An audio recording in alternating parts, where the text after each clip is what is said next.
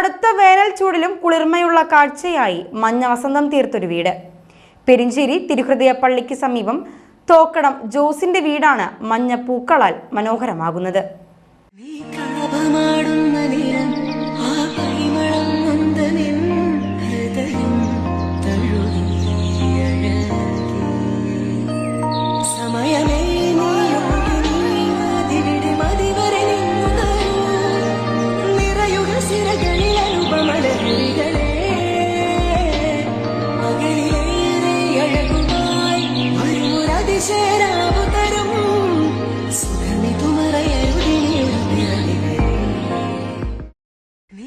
ആറ് വർഷം മുൻപ് തോക്കടം ജോസിന്റെ മകൻ ആന്റണിയാണ് വീട്ടുമുറ്റത്ത് തണ്ടായി വളരുന്ന പൂച്ചെടി നട്ടത്.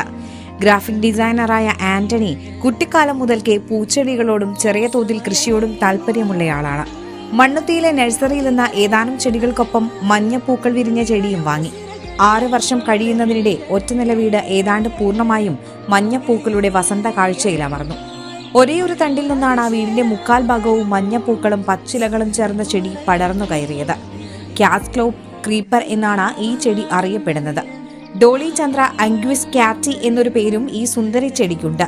ബിഗ്നോണിയേസി എന്ന സസ്യ കുടുംബാംഗമാണ് ക്യാറ്റ്സ്ക്ലോ ക്രീപ്പർ. തെക്കേ അമേരിക്ക, കരീബിയൻ കാടുകൾ എന്നിവിടങ്ങളാണ് മഞ്ഞപ്പൂക്കൾ വിരിയുന്ന ചെടിയുടെ സ്വദേശം. വർഷത്തിൽ 2 തവണയാണ് ചെടി പൂവിടുക. ദൂരക്കാഴ്ചയിൽ നാടിന്റെ സ്വന്തം കണിക്കൊന്നയ്ക്ക് സമാനമായ കാഴ്ചഭംഗിയാണ് ക്യാറ്റ്സ്ക്ലോ ക്രീപ്പറിന്റേത്. ചെറിയ പച്ചിലകൾക്കിടയിൽ കുലകളായി വിരിഞ്ഞ മഞ്ഞപ്പൂക്കൾ കണ്ണുകൾക്ക് നൽകുന്നത് ഭ്രാന്തമായ ആവേശ കാഴ്ചയാണ്. പെരിഞ്ചേരിയിലെ വീട്ടുമുറ്റത്ത് നട്ടുവളർത്തിയ ക്യാറ്റ്സ്ക്ലോ ക്രീപ്പർ എന്ന അലങ്കാര ചെടി അതിവേഗത്തിലാണ് വീടിനെയൊന്നാകെ മഞ്ഞപ്പട്ടണിയിച്ചത്. പൂച്ചകളുടെ നഖത്തിന് സമാനമായ മുള്ളുകൾ പോലെയുള്ള ട്രെൻഡിലുകൾ ഉപയോഗിച്ചാണ് വള്ളികൾ പടരുന്നത്. കോൺക്രീറ്റ് ഉൾപ്പെടെയുള്ള കഠിനമായ പ്രതലങ്ങളിലും ഇവ ആഴത്തിൽ വേരോടിച്ചു കയറും. വർഷങ്ങൾക്ക് മുൻപ് 10 രൂപയ്ക്ക് വാങ്ങിയാണ് ആന്റണി തന്റെ വീട്ടിലേക്ക് ഈ അലങ്കാര ചെടി എത്തിച്ചത്. ആഴത്തിൽ വേരൂന്നി വെള്ളം വലിച്ചെടുക്കുന്നതാണ് ചെടി. ചെറു സസ്യങ്ങൾ മുതൽ എത്ര വലിയ സസ്യങ്ങളും ഈ അലങ്കാര ചെടി അതിവേഗത്തിലാണ് ചുറ്റിവരിക. കട്ടകുത്തി പടർന്ന അലങ്കാര പൂച്ചെടികൾക്കിടയിൽ 2 കിളിക്കൂടുകൾ ഇതിനിടെ പ്രത്യക്ഷപ്പെട്ടു. തങ്ങളുടെ ആവാസ കേന്ദ്രമായി കണ്ടെത്തിയ കിളിക്കൂടിൽ 2 കുഞ്ഞുങ്ങളും വിരിഞ്ഞിറങ്ങി. പൂച്ചകളുടെ നഖങ്ങൾക്ക് സമാനമായ ചെറിയ മുള്ളുകളായ ട്രെൻഡിലുകൾ ഉള്ളതിനാൽ പാമ്പുകൾ കയറുമെന്ന ഭീതിയും വേണ്ട.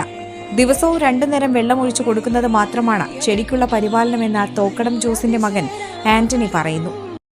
ചെടികളോട് പണ്ടേ താല്പര്യമുണ്ട്. അപ്പോൾ മണ്ണുത്തിന്ന് ഒരു വട്ടം വേറെ ചെടികൾ വാങ്ങിക്കുന്നതോട് കൂടിയാണ് ഈ ചെടി കാണുന്നത്. അപ്പോൾ 2 ഇലയും ഒരു പൂവായിട്ടാണ് ഈ ചെടി കാണുന്നത്. അപ്പോൾ അന്ന് വാങ്ങിച്ചു 10 രൂപ അന്ന് ഉണ്ടായിരുന്നുള്ളൂ. അപ്പം അന്ന് വാങ്ങിച്ചു വെച്ചു. ഒരു 6 കൊല്ലം കഴിഞ്ഞിട്ടുണ്ട്. എല്ലാ കൊല്ലം ഉണ്ടാവും. എല്ലാ കൊല്ലം ചൂട് സമയത്ത് നന്നായിട്ടുണ്ടാവും ഈ ചെടി.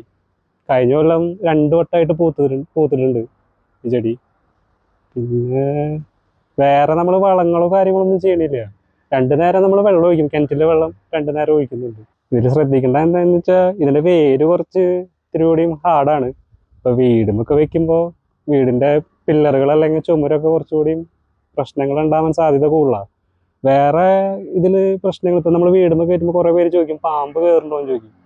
പാമ്പും കാര്യങ്ങളൊന്നും കയറാറില്ല. കാരണം എന്താ വെച്ച് കഴിഞ്ഞാൽ ഇപ്പം നമ്മുടെ വീട്ടിൽ ഇതുവരെ അങ്ങനെ കയറിയിട്ടില്ല.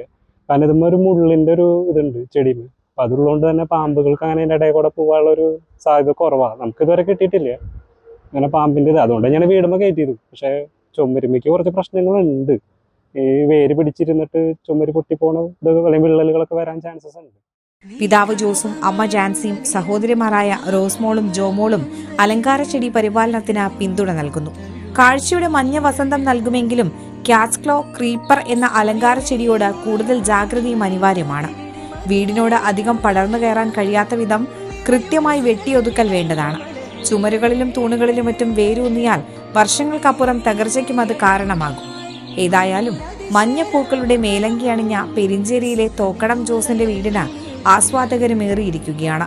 അത്രമേൽ മനം കുളിർപ്പിക്കുന്ന ആനന്ദ കാഴ്ചയാണ് ഈ വീടിനുള്ളത്.